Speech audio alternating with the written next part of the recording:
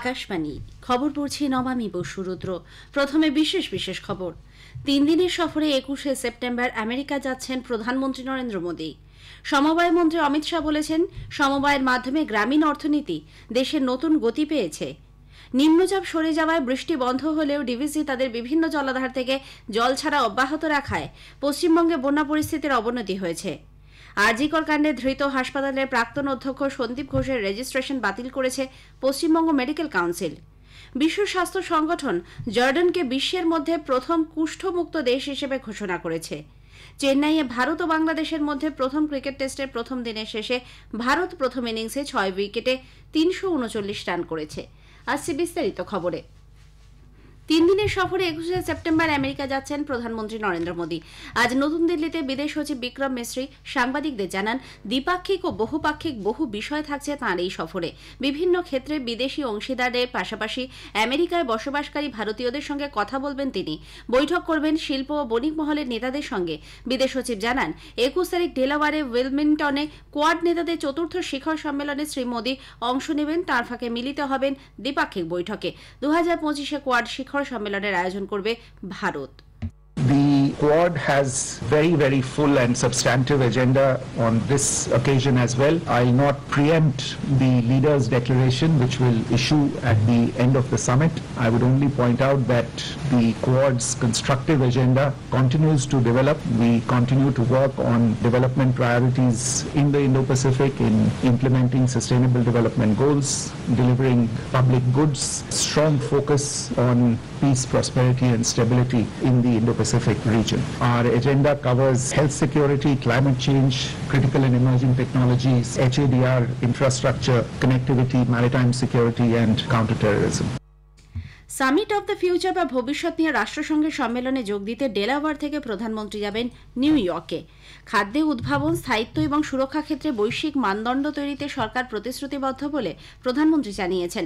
নতুন দিল্লিতে আজ ওয়ার্ল্ড ফুড ইন্ডিয়া 2024-এর প্রথম দিনে ভিডিও বার্তায় প্রধানমন্ত্রী বলেন, এদেশের খাদ্য সংস্কৃতি বৈচিত্র্যময় এবং কৃষকরা এর মেরুদণ্ড। সরকার উদ্ভাবনী নীতি এবং তার বাস্তবায়নের মাধ্যমে কৃষকদের সহায়তা করছে।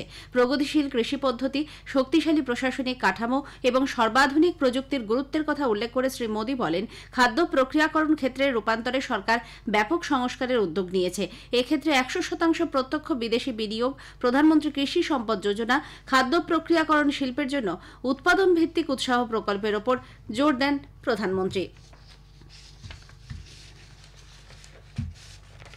কেন্দ্রীয় স্বরাষ্ট্র সমবায় মন্ত্রী অমিত শাহ আজ নতুন দিল্লিতে এক জাতীয় স্তরের সম্মেলনে সমবায় মন্ত্রকের 100 দিনে নেওয়া একগুচ্ছ রূপান্তরমূলক উদ্যোগের সূচনা করেছেন।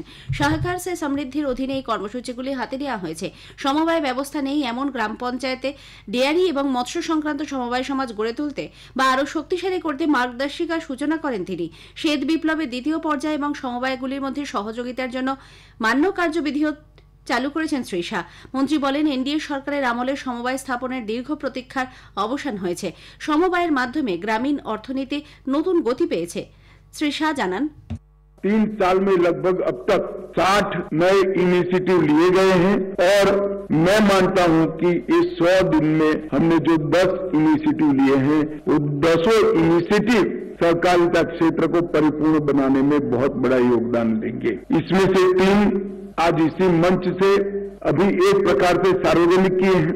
2 लाख प्राथमिक डेयरी, मत्स्य सहकारी समितियां और पैक्स, ये तीनों का संयुक्त एक उपबंध बनाकर हमने देश भर में भेजा था। देश की सभी राज्य सरकारों ने इसको स्वीकार किया है।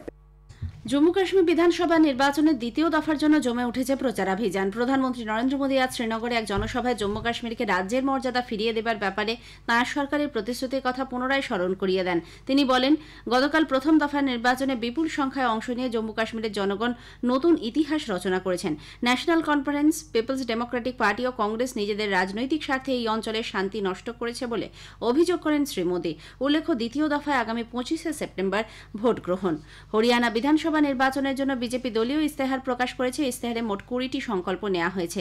এর মধ্যে রয়েছে লাডু লক্ষ্মী যোজনার আওতায় মহিলাদের ব্যাংক অ্যাকাউন্টে প্রতি মাসে 2100 টাকা করে প্রদান, আইএমটি খড়খোদার আদলে 10টি শিল্প শহর নির্মাণ, প্রত্যেক শহরে 50,000 স্থানীয় যুবদের চাকরি দেওয়ার জন্য উদ্যোক্তাদের উৎসাহভিত্তিক অনুদান, চিরায়ু আয়ুষ্মান যোজনার আওতায় প্রত্যেক পরিবারকে 10 লক্ষ টাকা পর্যন্ত বিনামূল্যে চিকিৎসার সুবিধা প্রদান। দলের সর্বভারতীয় সভাপতি জগৎ প্রকাশ নাড্ডা আজ রোহতকে এই সংকল্পপত্র প্রকাশ করেন। রাষ্ট্রপতি দ্রৌপদী মুর্মু মেয়েদের উচ্চশিক্ষায় উৎসাহ দিতে এবং আত্মনির্ভর করে তুলতে সব শিক্ষা প্রতিষ্ঠান এবং শিক্ষক শিক্ষিকাদের প্রতি আহ্বান জানিয়েছেন। মধ্যপ্রদেশের ইন্দোরে দেবী অহল্যা বিশ্ববিদ্যালয়ের সমাবর্তন অনুষ্ঠানে যোগ দিয়ে শ্রীমতী মুর্মু বলেন, অভিভাবক এবং শিক্ষকদের সমর্থন ও সহযোগিতায় মেয়েরা তাঁদের স্বপ্ন পূরণ করতে পারবে এবং দেশের উন্নয়নের অংশীদার হয়ে উঠতে পারবে। বর্তমানে পছন্দের বিষয় নির্বাচন করলে ভবিষ্যৎ সাফল্যের পথ প্রশস্ত হবে বলে রাষ্ট্রপতি জানান।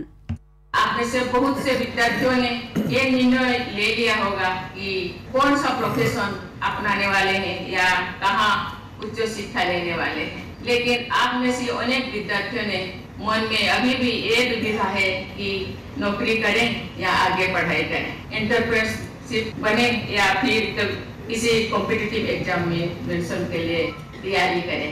मैं चाहूंगी कि आप अपने भविष्य के बारे में सोच समझ कर निर्णय लें। একটানা 7 বার দেশের পরিচ্ছন্ন শহরে শীর্ষে থাকার জন্য শ্রীমতী মুর্মু ইন্দোরবাসীর প্রশংসা করেন। এ খবর আপনারা শুনছেন আকাশবাণী থেকে। নিম্নচাপ সরে যাওয়ায় বৃষ্টি বন্ধ হলেও ডিভিসি তাদের বিভিন্ন জলাধার থেকে জল ছাড়া অব্যাহত রাখায় পশ্চিমবঙ্গে বন্যা পরিস্থিতির অবনতি হয়েছে। মাইথন এবং পাঞ্চেত জলাধার এবং দুর্গাপুর ব্যারেজ থেকে আজও জল ছাড়া হচ্ছে। এর ফলে 2 মেদিনীপুর, হাওড়া, হুগলি ও পূর্ব বর্ধমানের বিভিন্ন এলাকায় বন্যা পরিস্থিতি আরও সংকটজনক হতে পারে বলে আশঙ্কা করা হচ্ছে। প্রশাসনের তরফে ওইসব জেলার বাসিন্দাদের নিরাপদ স্থানে সরিয়ে আনার কাজ চলছে। উদ্ধার ও ত্রাণের কাজ চালাচ্ছে স্থানীয় পঞ্চায়েত ও ব্লক প্রশাসন। এদিকে রাজ্যের প্লাবিত এলাকাগুলি সরেজমিনে দেখতে গিয়ে আজও ডিভিসিকেই এই বন্যা পরিস্থিতির জন্য দায়ী করেছেন মুখ্যমন্ত্রী মমতা ব্যানার্জি। পুরসুরা ও ঘাটালের পর আজ পাঁশকুড়া ও উদয়নারায়ণপুরে প্লাবন পরিস্থিতি ঘুরে দেখেন তিনি। ডিভিসি কর্তৃপক্ষের বিরুদ্ধে তীব্র উষ্মা প্রকাশ করে তিনি বলেন, যে পরিমাণ জল এবার জলাধার থেকে ছাড়া হয়েছে তা আগে কখনো হয়নি।